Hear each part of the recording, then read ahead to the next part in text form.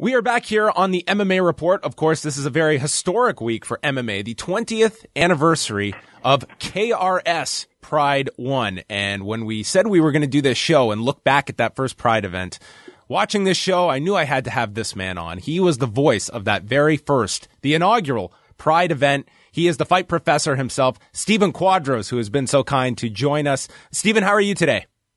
I'm good, John. How are you? How's everything up in Canada? It's very nice up here in Canada. We are starting to embrace the cold as we get ready for another Canadian winter, which I'm sure you can't sympathize down in your neck of the woods. Well, you know, I've been into Toronto for 3 months working on a movie for Warner Brothers some years back, and I got out of there just before the cold hit. I think it was right around late October. Well, it's definitely jacket weather up here already here in October. So you've avoided a true Canadian winter, but there's so much to discuss with this specific event, and certainly I want to start with sort of how this came about for yourself. Was this something were there officials from KRS that reached out to you? What were the circumstances that led to you going over to call a show at the Tokyo Dome, which had to be a pretty surreal experience at this time in 1997, which feels like it's multiple generations ago?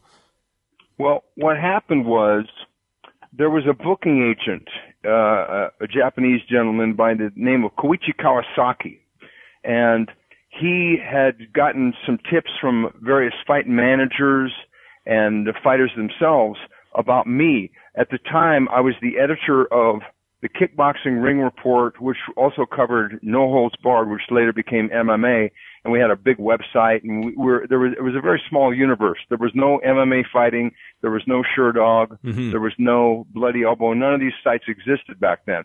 But we championed on, even though the MMA scene was kind of in the toilet a little bit because John McCain was trying to ban it and things like this. So what happened was, through the gift of some of these people that had known me as a trainer, as an actor, and also as a journalist, they thought I might be a good fit to help them if they chose to go into an English language broadcast. So they brought me over to Tokyo, and I met with Naoto Morishita, who was then the president, who passed away, unfortunately, yes, and of course Nobuyuki Sakakibara. And so we developed a relationship, and the next thing you know, they started to have me come over there. And at first I worked with Ken Shamrock on one configuration with Boss Rutan. And now Boss and I had already had a really long friendship and sometimes an alliance working.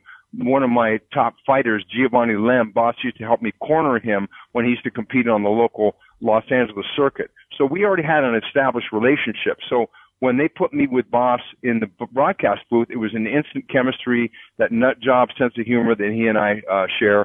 But it was one of those things where it was prime. Sakuraba was on the rise. The Gracies were coming back. It was a thing where there was a lot of activity, and I couldn't be more thrilled about having been tapped to be their play-by-play guy at the initial outing.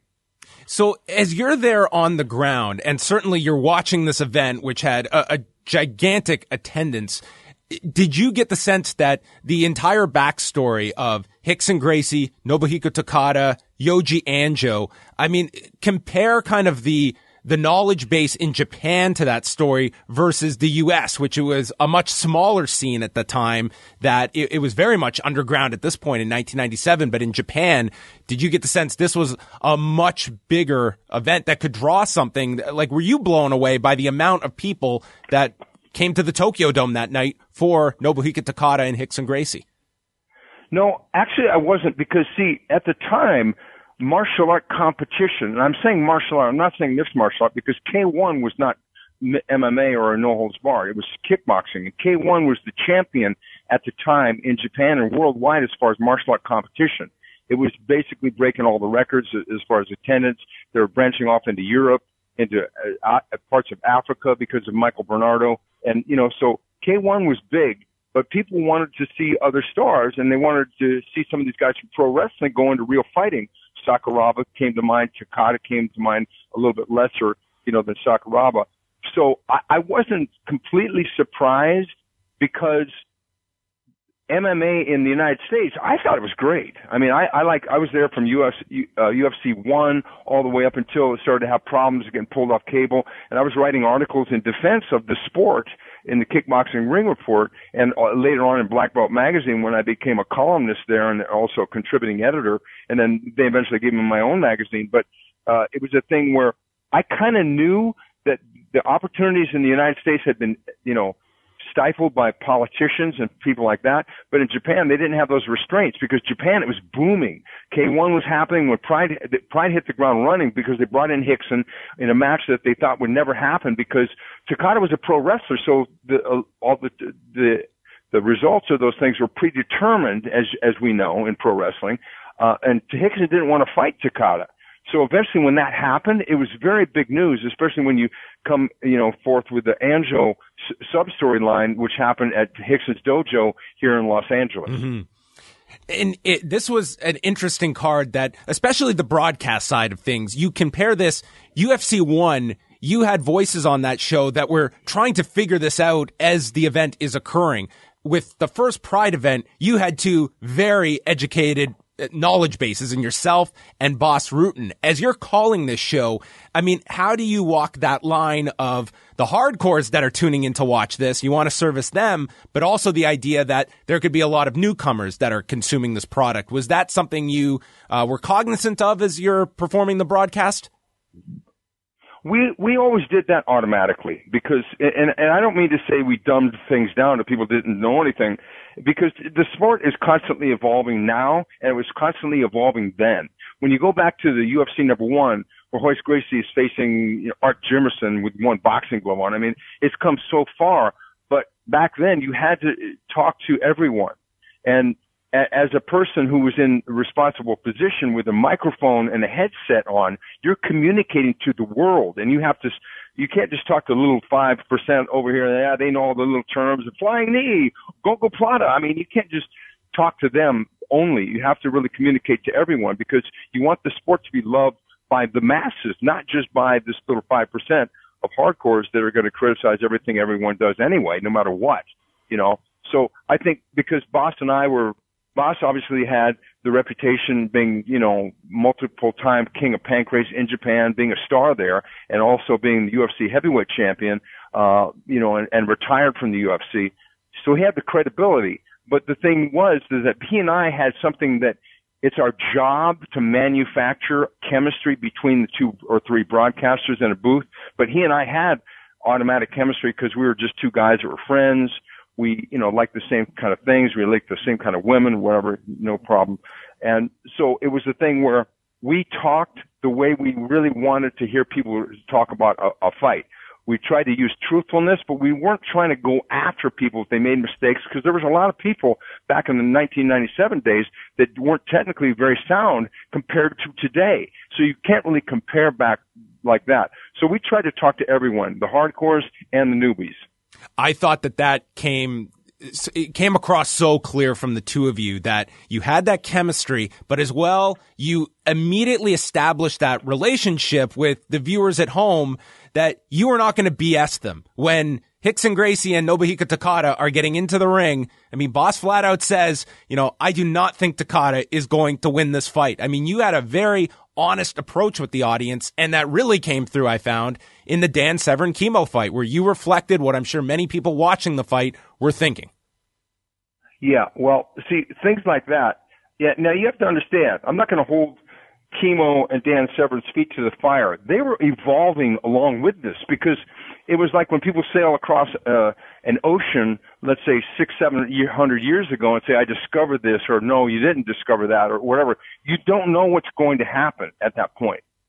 People had just found out what a triangle choke the time when Royce Gracie beat Dan Severn. I'd never seen one before because I wasn't an expert in jiu-jitsu. At this point in 2017, now we know all the moves, we know all the different ways, setups and everything, and all the commentators, myself, Boss, Joe Rogan, Mauro Ranallo, Jimmy Smith from Bellator. I mean, all these guys give you the knowledge, and now we're very aware. So when you go back and watch the Chemo versus Dan Severn fight, it wasn't a masterpiece technically, but I'm not going to fault the two athletes because they tried the best they could for that time. But we had to call it for what it was. And I think that Boss even made a reference to it was the Clash of the Kittens.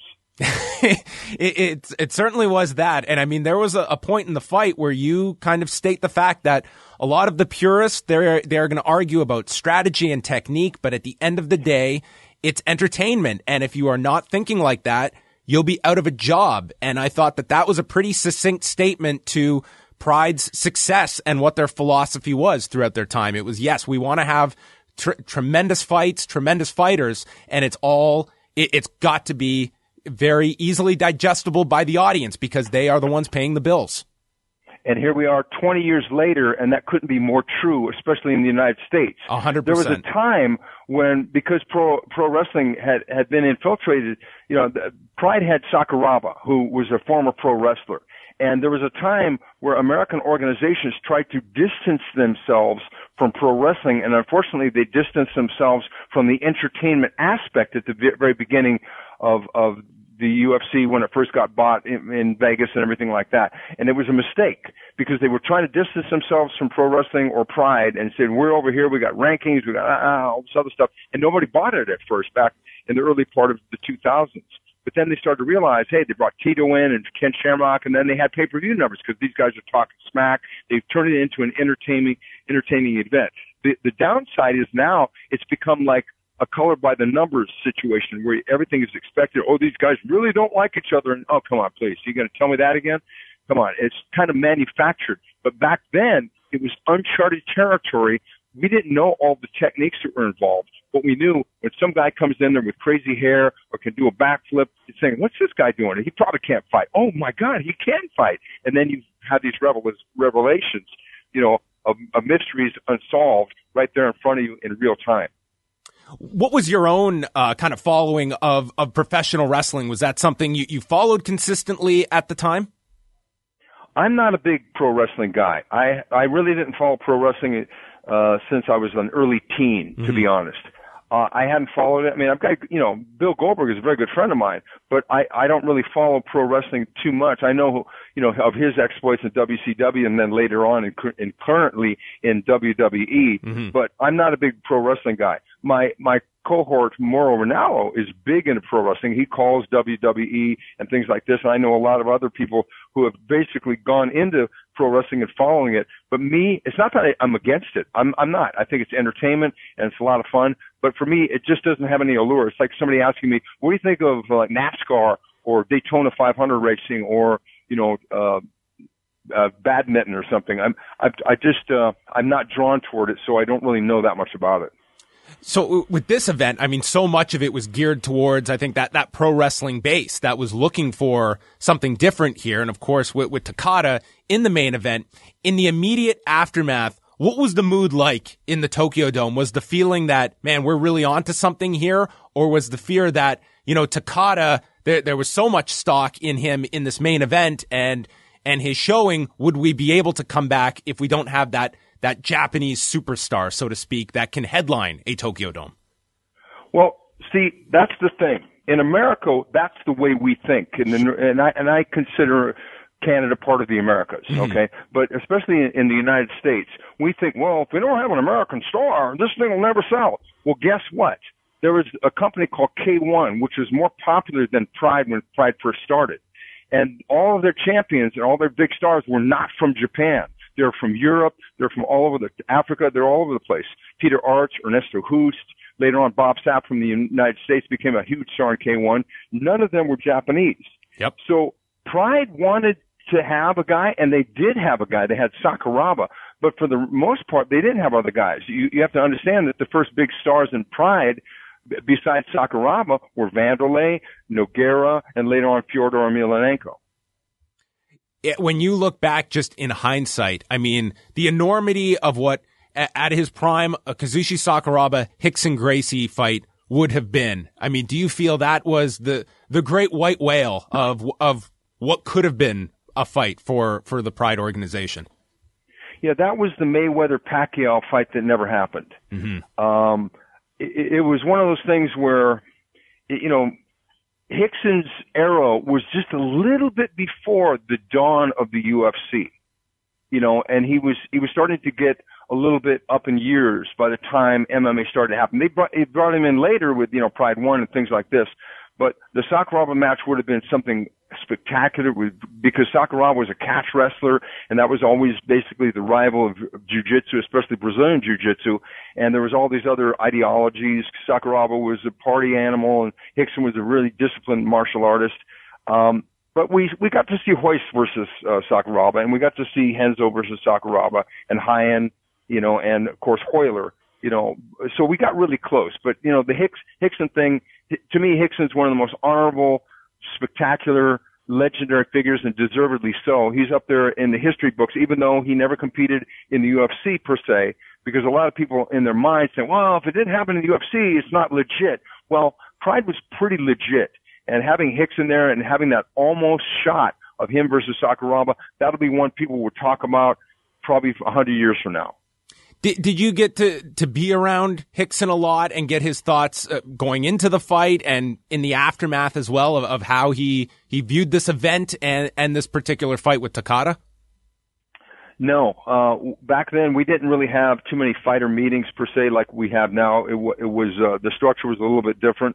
I found out much later because there was a time when I went to Beijing, China, for a show called Art of War. Yes. And because one of the promoters was a Brazilian jiu-jitsu practitioner, and he was in very tight with the Middle Eastern connection, the Abu Dhabi circuit and everything like that, they brought over Rickson, Hoist, Henzo, and Hoyler, I think, and plus Fabricio Verdum, Talis Latis, Damian Maia, all these Brazilian jiu-jitsu guys were over there.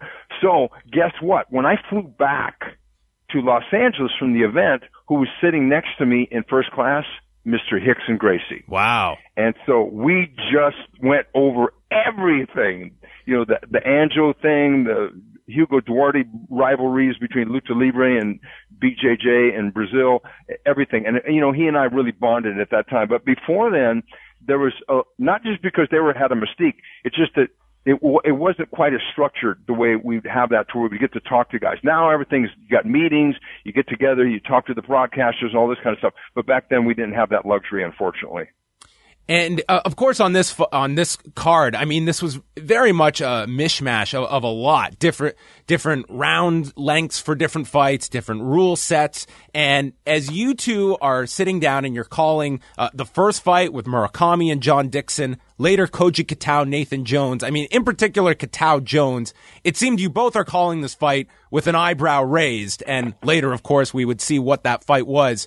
Do you realize in the moment, like what this is, and kind of this entire organization, like this was presented very much like a variety of all these different outlets in Japan, and pro wrestling being one of them, which is what those fights were designed to be? Being a musician, I make a lot of references to comparing things under a microscope to music. And to me, this was sort of like the first Woodstock, which had Ravi Shankar, which had, a bunch of different acts from different genres. And obviously when you have a karate match and then you have, a former pro wrestler against a sumo guy, which is Kitao versus Jones, you're going to get a lot of different people from different elements of society coming down to watch that show. That was the idea. And it was a very good idea because they had the big numbers. You don't want to have that uptight thing. At that time, the sport, quote unquote, hadn't really evolved. It wasn't even called MMA yet. So you had all these different specialty matches, and then later on they have a straight grappling match between Hoist, Gracie, and Yoshida, and things like that.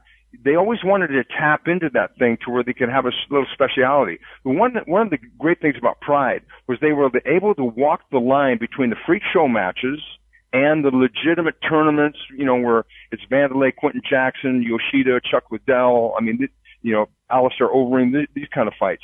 So at the beginning, they were trying things out. And it was successful as far as getting butts and seats, but then they later on realized, you know what, we got to get some structure.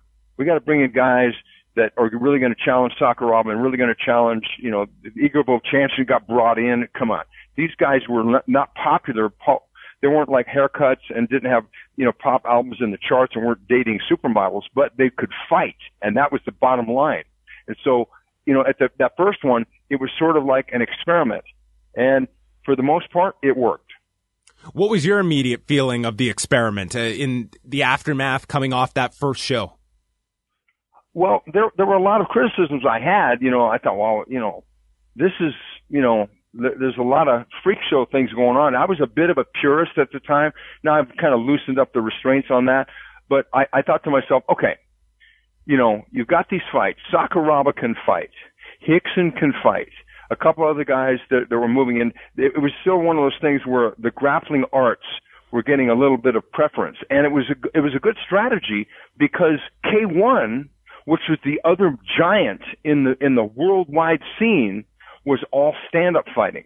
So the fact that you had two of the premier grapplers, Sakuraba and Hickson Gracie, showcased on that first show amidst all these other matches, karate matches and Nathan Jones versus Katawa and things like that, was really good. And eventually it got to where you brought in Chuck Liddell, you brought in Alistair Overeem. Vanderlei Silva was a Muay Thai guy for the most part, so it really, they varied it out. But my first thing was, they're onto something. They know a lot more about the target audiences. They weren't just trying to target one audience. They wanted everyone to be talking about Pride. And they were very successful because of that first show, and moving up till they started getting more diverse and more into the actual competition element. When you look back, and you've worked with so many people throughout your career, Stephen, that stating like the fact that you had that chemistry right away with Boss, is that something that it's just, you're a chameleon, whoever is put next to you, you guys find that chemistry? Or is it something, was that a unique thing that you had with Boss that was evident right away on this show, I found, between the two of you, and certainly throughout your career together, the two of you together? Well, as I said earlier, it's my job, it's our job as broadcasters to have chemistry no matter who's sitting next to us. I mean, you could put Mark Furman and O.J. Simpson in a broadcast situation. They better have chemistry, even though they were mortal enemies. One guy was a cop trying to convict the other guy, and the other guy got off for murder, whatever. A bad analogy, but I'm full of them. Stick around, kid. Well, but I'm sure an MMA company might have tried that at some point if they had the opportunity. Well, either that or Saddam Hussein versus George Bush before the actual fall of Saddam Hussein. But that, in an MMA fight, that would have sold tickets, right? But it was a thing where Boss and I had a special chemistry. We were both funny. I was the magazine guy at the time. I had my own magazine. I was kind of the journalist, because a lot of these other entities in 1997 on up till like I exited Pride in 2003, were basically not even in existence. I didn't even know about the sport yet. Boss and I sitting in a booth, we could have commentated on two ants buzzing around a room. I mean, it was a thing where we just had that thing. There were a number of matches in the early part of Pride which were not entertaining at all. They were pretty low ball. They were borderline horrendous. But we said, okay, what's going on here? This is the same thing that happened over and over. No time limit. Whatever it was, keep going round after round after round until somebody got submitted, and then we would have to take up the slack basically, and we could. Like, he and I could sit in a room and just BS. The funny thing is, John, Boss and I had a lot of really good repartee and a lot of good connection during the broadcast. But the best part was at the hotel, hanging around, walking on the streets of Tokyo. We would do the silliest, dumbest things, and we think it was the funniest thing ever, and just busting each other up the whole time. So we had that built in, and it was a very rare thing. Now it sort of looks a little manufactured because, ha ha ha, they would laugh on cue and everything. It's kind of like a little stilted. I don't want to say there are bad actors out there, because right now there's great commentators out there. I mean, I can name them, but you already know who they are. Sure. They're all the guys that occupy the top jobs now. Mauro Ranallo, John Anik, Brian Stan, no longer a commentator, but there are some absolute Dominic Cruz, Daniel Cormier. I could go on and on and on about some of these guys out there that are fantastic. And with Michael Chiavello, I mean, these guys are great. But back then, it was a small universe. And Boss and I came in, and we just threw out the rule book. We said, look, let's just call it as we see it and be us. And at first, we got resistance behind the scenes for doing things that like, especially those intros that we used to do, where we'd mess around and spar in front of the ring girls with suits on. And no, those were great. Stuff. I mean, to this day, that is like just so embedded in my mind from those Pride shows was just the opening, an apple on top of Boss's head. I mean, you guys it seemed that you guys had a lot of just freedom to run with these. Well, the story is that at the beginning, we tried to do that. I think, I can't remember which Pride it was. I told Boss, I said, look, Boss, let's not do it like a regular opening, like, we're from ESPN. What do you think? Let's go down to the action. I mean, come on. It's just the same shit that everybody does. Let's not do it. Let's do something crazy. And I told them, I forget what Pride it was, but I said, look, here's the thing. We're dressed up in suits and everything. And we're doing the on-camera thing. We're pre-taping it. And there's no teleprompter or anything. We're just doing whatever we want. It was basically, hi, I'm Stephen Quadros. I'm the Fight Professor, and welcome to Tokyo Dome, or wherever it was. So I said, Boss, here's what we're going to do. I said, and my broadcast partner can punch and then send a punch across my face, and I'll sell it like a movie punch. And he can kick, then throw a kick straight up, and I'll sell it. And he can grapple and then get me into a rear naked choke from behind while I got the mic on, while I'm holding the mic. And we'll clown around like that, and we'll play with that. We did that. And we told everybody online. We went on to all the little chat rooms and everybody told everybody, hey, got to make sure you watch the opening. Yeah. And then the show aired. And it was one of those times where it was a tape delay of a week or something. So they went in, and while I'm talking, I'm basically saying the same opening. Hi, I'm Stephen Quadros, and welcome to the Tokyo Dome. Tonight it's Takada versus blah, blah, blah, blah, whatever it was. So they went in, and instead of showing us, because they didn't understand what we were trying to do, they wanted it to be this uptight, same old shit type broadcasting, talking head bullshit. Whoever it was went in there, and they showed the outside of the building and the fans while I'm talking. Not Boss punching me and kicking me and doing all this other stuff. And so they showed the outside of the building, they showed the inside of the arena, they showed a flash of, Takada or Sakuraba or Hickson or whoever it was. And they didn't show us, so we're just going, oh man. And everybody said, what? I watched the opening, there was nothing happening. I'm still talking and saying the same thing. So later on, they hired a guy named Michael Braverman. Yes. Who understood exactly what we wanted to do. And that's when we really got to flex our muscles and be idiots like we became. That's an amazing story. Yeah.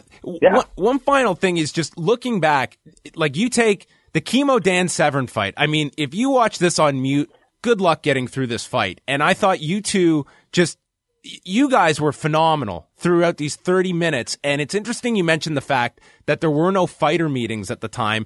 And I can't fathom a fight that resembles that being called like that in 2017. And I think that there's a certain dynamic there that a lot of people that are calling fights, when you have fighter meetings, when you're regularly around these people, you inherently become friends with these people. And sometimes, like, you guys made that a better broadcast for me, the viewer, than had you just called this fight straight and just talked about the strategy behind this and what the audience is not understanding. I mean, fans at home saw this as a bad fight, and you guys reflected that. And it's something that I don't imagine that you would see a fight called like that today. No, you probably wouldn't, because I'm going to say this. I may have coined this term. I've coined a few of them in my day. Pre-corporate MMA. When Boss and I were operating in the Pride Fighting Championships with Michael Braverman, that was the pre-corporate MMA era, in my opinion. You didn't have corporate entities, big sponsors, big cigar chomping people that own the place tell you, no, I don't like that. Talk about this and push this guy and don't say pro wrestling. Well, wait a minute. Takada's fighting in the pro. No, don't say that. Don't say UFC. Wait, Ken Shamrock's fighting. How can I not say UFC? I mean, they have guys actually say these things. I've had battles. I'm not going to get into the specifics behind the scenes with these kind of people that would say, well, aren't you worried about you're going to get in trouble? I said, why? I'm telling the truth.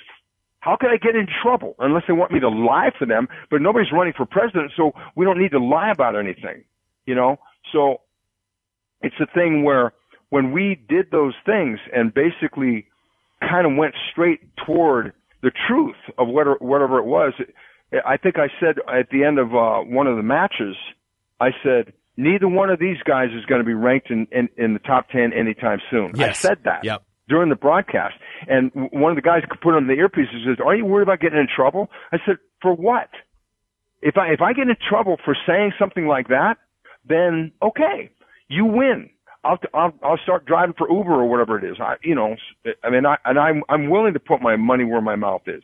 I am. But it was the thing where we slid through the cracks before the corporate people started saying, "Okay, let's clean this up and let's get Ryan Seacrest in there. Yeah, listen, Miley Cyrus will do the halftime show." And yeah, well, we kind of slid in before then, and we were lucky because of that. Because now you got a lot of people that are bouncing, because there's a lot of stuff that happens behind the scenes that the public doesn't see that deals with broadcasters. You have to ask yourself, wait a minute, did Mike Goldberg leave the UFC? They didn't even talk about that. That's weird. Ariel Helwani, how come he's no longer with Fox? I mean, there's a lot of things. Nobody ever goes after these stories. They just keep going. John Jones, yeah. Oh, well, Conor McGregor, yeah. Ronda.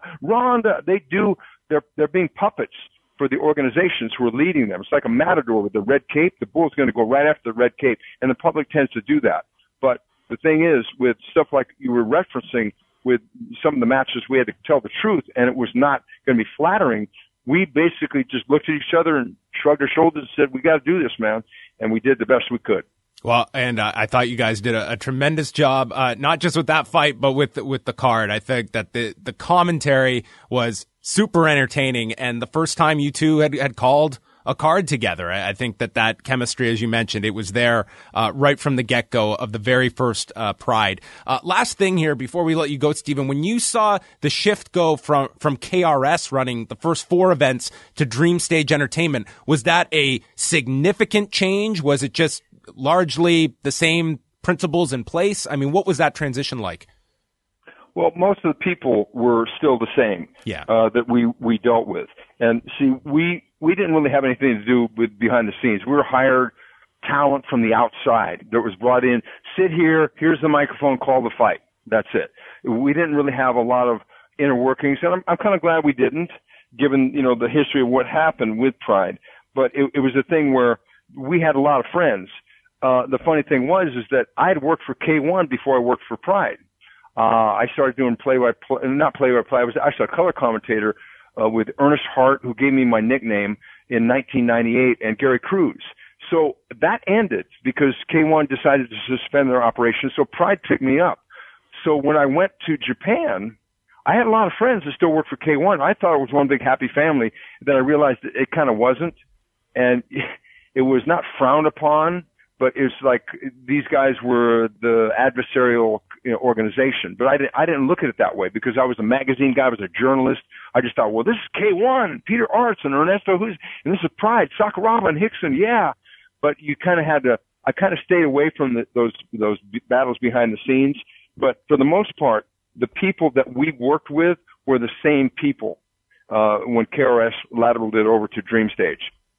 He is one of the best ever that has done it. The Fight Professor, Stephen Quadros, a man you can follow at Stephen Quadros. And I understand you're going to be playing the Whiskey A Go-Go next month. Is this accurate, Stephen? Dude, you're not going to get in trouble for talking about something that's not MMA related. Just kidding. Yeah, my band, Snow, from way back. I joined Snow in 1978.